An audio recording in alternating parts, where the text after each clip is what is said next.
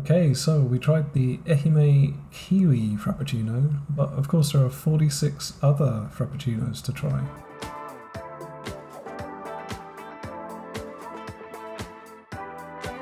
That's a lot. So it is a lot. We've already gone through them, and we've chosen our 3 best.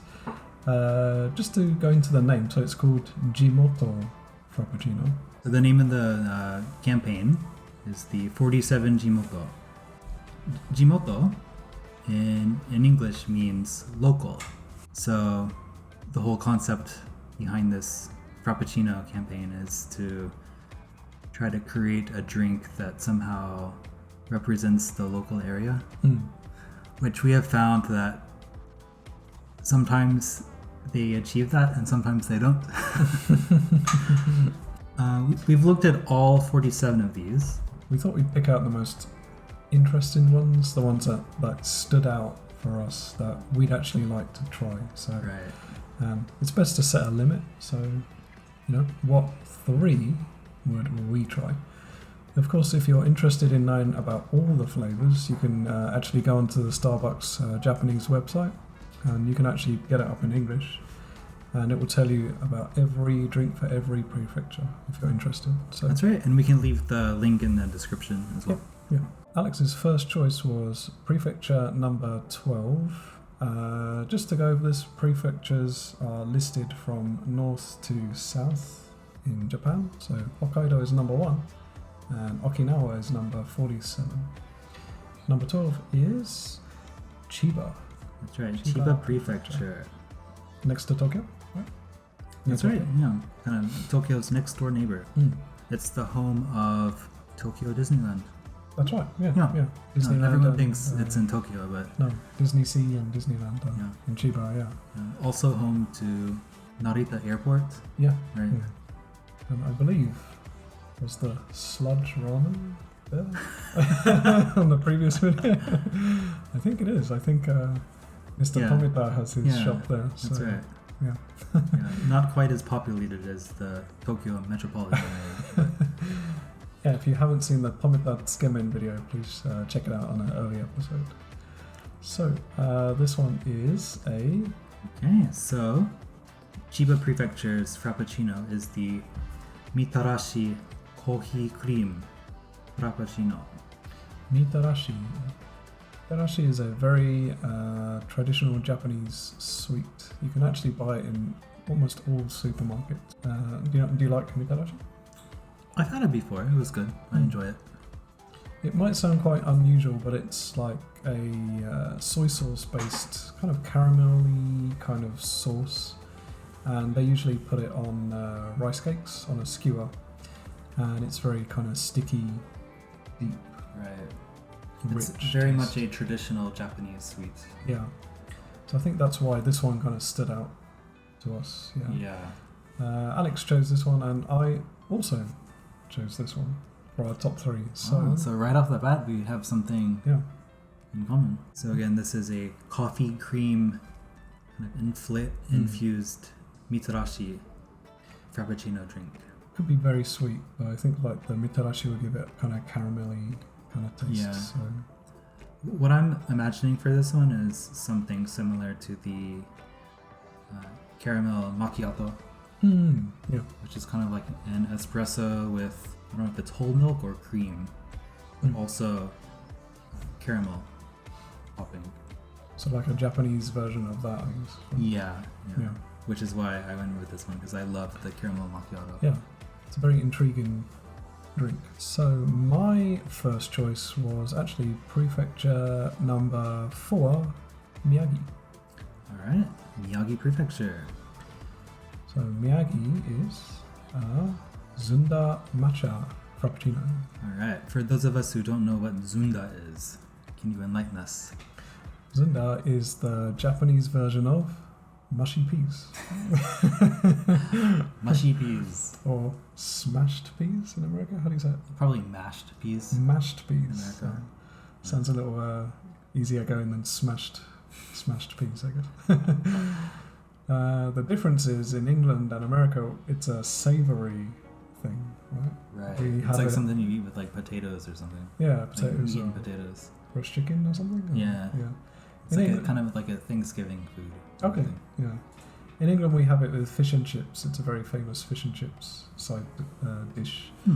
But in Japan, it's sweetened. It's served cold. It's a bit thicker than the American or the UK sauce. And it literally tastes like kind of broken edamame crushed into a paste, sweetened. That's very interesting. Yeah. I've never had ZUNDA before. But I'm sure many people are familiar with edamame. Right? That's kind of growing in popularity as a Japanese restaurant snack side dish. I'm Yeah. a huge fan of edamame. I always order it when I go out. Can you imagine it sweet, crushed with cream in a drink? I mean, it already kind of has a sweet Yeah. flavor to it, Yeah. in a way. Yeah, those green peas like have a natural sweetness. But what I can't imagine is like a whipped cream flavor going with the ZUNDA at all. It also has green tea. Yeah. So that might bring out some like bitterness to balance it off, maybe. The green tea may be the balance in the force. On this one. Rescue it for you, I guess. Yeah. The reason I would try this is because I've already had a ZUNDA milkshake in Haneda Airport before. Okay. And that had no matcha, that was just ZUNDA and ice cream. Okay. But it was delicious. So, Really? Yeah. Wow. So I guess they know what they're doing. I guess so, yeah. Okay. So your next choice was prefecture number 23, AICHI. Okay, number 23. AICHI. That's right, yes. I was super excited about this one. Okay, so Aichi Prefecture has the ANKO Kohi Frappuccino.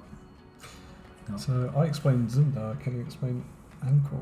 Yeah, so ANKO is kind of a sweet red bean that's very popular in Japan. It's a very old-timey food, often eaten for breakfast, often on bread with some butter on top. For the Frappuccino, they went with the ANKO bean, like the bean paste, with coffee. So this one has coffee too, like the Mitarashi one. Yeah. yeah, so it's kind of like I guess coffee is a bean too, the coffee bean. But this is, if you've never had ANKO, it kind of tastes like kidney beans that you would get in a chili con carne or something, but sweet. Right. Yeah. It kind of has that background, very beany, crushed. Yeah, it almost has like a dessert flavor to it. Sometimes you can almost taste the skin of the beans. Yeah, you can for sure. So yeah, Definitely can. there are actually two kinds of ANKO in Japan. So one is a very smooth one, and one is a more like just roughly crushed one. It has the same kind of sweetness that like a sweet potato would have. Yeah, that's right. Yeah. That's true. I personally like ANKO with mochi and in taiyaki, the kind of fish. Yes. The taiyaki. Yeah, kind of like a waffle, fish-shaped waffle, and they put it inside. Yeah. It's like a fried batter with. Yeah. They do it with either custard cream or with the ANKO, the sweet red bean.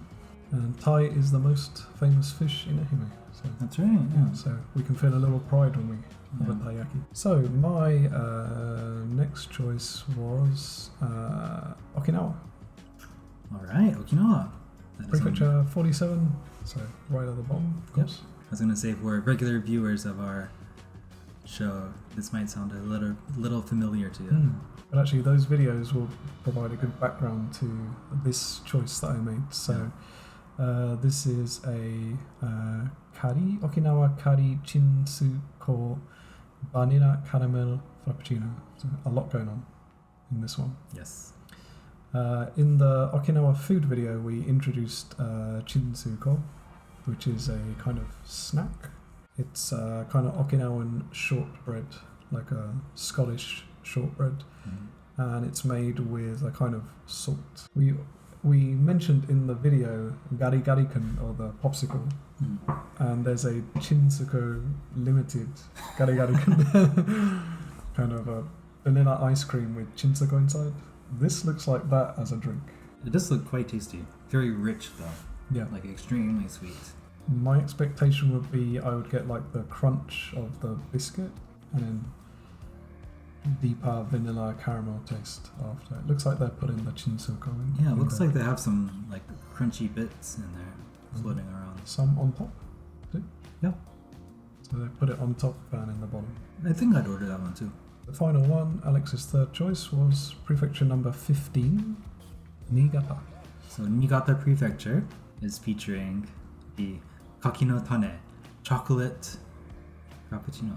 Where do I begin on this one? Oh my gosh. Okay, so again, for those of you who are regulars to our channel, we've reviewed, I think, 2 different KAKI no TANE flavors. At least 2. This one here, though, is your standard KAKI no TANE, which is a small, like, I guess, what would you say, roasted rice cracker? rice cracker, yeah. Very small. Yeah, like in the shape of like a tiny banana, kind of. Like a tiny brown banana shape. Supposed to be a persimmon seed. So That's right, that's yeah. why it's called Kaki no Kaki no Tane. Tane. Yeah. So persimmon seed is the name in English. Banana is a better Yeah. description of the shape. I wouldn't be able to tell you what a persimmon seed looks like off the top of my head. Okay, so this Frappuccino is very chocolatey with, some whipped cream on top. I think they're using the chocolate covered Kaki no Tane. This one's uncovered though. Oh, that one has. Yeah. I believe, I could be wrong, but there's a Kaki no Tane like Hokkaido chocolate flavour Yeah. where they cover half the Kaki no Tane in chocolate. Yeah, so again, this is another case of sweet and salty. My favorite combination in the world. So the saltiness from the Kaki no Tane and the sweetness from the chocolate. Heaven. So this is in my top 3. I'd probably get this too. I don't really like heavy chocolate drinks, but the addition of the Kaki no Tane makes it interesting. And very unique, very Japan, I think. Alright, so again, thank you Niigata Prefecture. Thank you to all the prefectures, especially the ones that we chose today. I guess thank you to Ehime. Ehime Quick question before we wrap up. If your hometown released a Frappuccino, what flavor do you think it would be? My hometown is famous for being a satellite spin-off town of London. Okay. Having a mediocre soccer team, football team, managed by kind of a rich dude. And being the home of The Cure, the band. Right. So, we have the name Creepy Crawley. Creepy Crawley, okay. My hometown is Crawley, so it would be a creepy drink. Probably a spider cobweb flavour Frappuccino. The Creepy Crawley Frappuccino. Probably some kind of alcohol taste as well. That's pretty much all we do there. So Be a hard Frappuccino. the gin and tonic spider Frappuccino. I'm sure your home area is going to have a more delicious sounding. I don't know, Frappuccino. man. My hometown, Jacksonville. Florida as a whole is known for oranges. So it's known I for guess oranges. Shrimp. If it's known for oranges, does that mean you're going to get a kiwi flavour? I guess that's true. Yeah. Shrimp. Yeah. Like a shrimp cocktail Frappuccino. Dude, that sounds so Florida. Shrimp cocktail Frappuccino. That's what it is. Shrimp cocktail With Frappuccino. avocado. Yeah. Aurora sauce or something. Yeah, with some cocktail sauce. Squeeze on top. orange. Squeeze the orange on top. Ooh, I know. How about chocolate orange, the little candy thing? Like Terry's chocolate orange? Yeah. Okay. It's like in an orange shape. It's Yep. like orange flavored chocolate. Yep. Let's take that and throw it into a Frappuccino, like chunks of that. But I kind of do like the shrimp cocktail. That sounds so insane. If anyone would like to try a shrimp cocktail Frappuccino or a gin and tonic cobweb Frappuccino, please let us know. Yeah. And we won't make it. We'll appreciate the response though. Can you imagine in your dreams or nightmares? Alright, guys, thank you very much for tuning in. We will see you next time. If you enjoyed what we did, please feel free to give us a like, to subscribe, to leave us a comment. Don't forget to hit the bell notification item that will let you know when the next video is up. Again, we're leaving the description for the list of all the prefecture Frappuccinos in the description. So take a gander yourself and let us know which one looks the most delicious to you guys. Okay, thanks guys. Alright, until next time.